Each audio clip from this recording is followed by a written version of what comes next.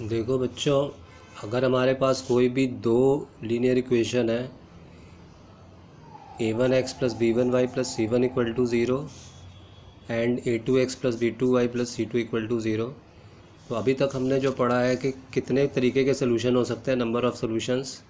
या तो उसमें यूनिक सोल्यूशन होता है, या इनफाइनाइटली मैनी सोल्यूशन होता है, या फिर नो सोल्यूशन होता है। तीन तरीके से सोल्यूशन निकल सकते हैं। यूनिक सोल्यूशन में एक x और एक y की वैल्यू आती है। इनफाइनाइटली सोल्यूशन में बहुत इनफाइनाइट वैल्यू हो सकते हैं x एंड y की, और नो सोल्यूशन में उसका कोई भी x और y की वैल्यू एग्जिस्ट नहीं करती है।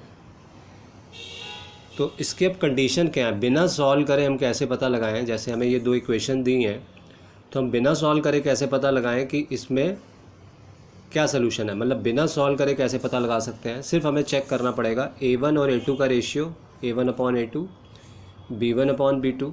अगर a1 upon a2 b1 upon b2 के इक्वल नहीं आता है, if a1 upon a2 not equal to b1 upon b2, तो हमें बिना सॉल्व करे पता चल जाएगा कि इसमें यूनिक सोल्यूशन होगा। यानी अगर हम उसको सॉल्व करते हैं तो एक x और एक y की वैल्यू आएगी।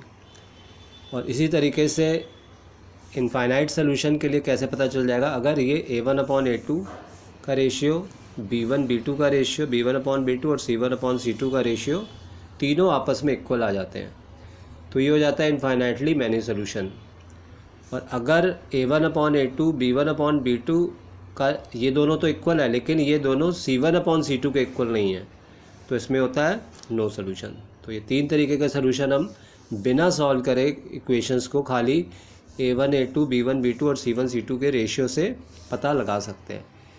अब ये जो हमारा पूरा है, यानी अगर यूनिक सोल्यूशन है या इनफाइनाइटली मैनी सोल्यूशन है, तो इसका एक और नाम है, इसको हम लोग बोलते हैं कंसिस्टेंट है।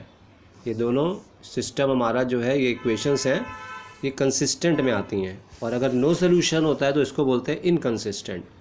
तो अगर आपसे पूछा गया है कि चेक करो कि कंसिस्टेंट है कि नहीं इक्वेशंस, तो क्या करेंगे, रेशियो निकालेंगे। अगर यूनिक सोल्यूशन आता है तो भी कंसिस्टेंट है, और अगर इनफाइनाइट मैनी सोल्यूशन आता है तो भी हम लोग कंसिस्टेंट बोलेंगे, और अगर नो सोल्यूशन आता है तो इनकंसिस्टेंट बोलेंगे। तो इसके ये भी नाम है, ठीक है।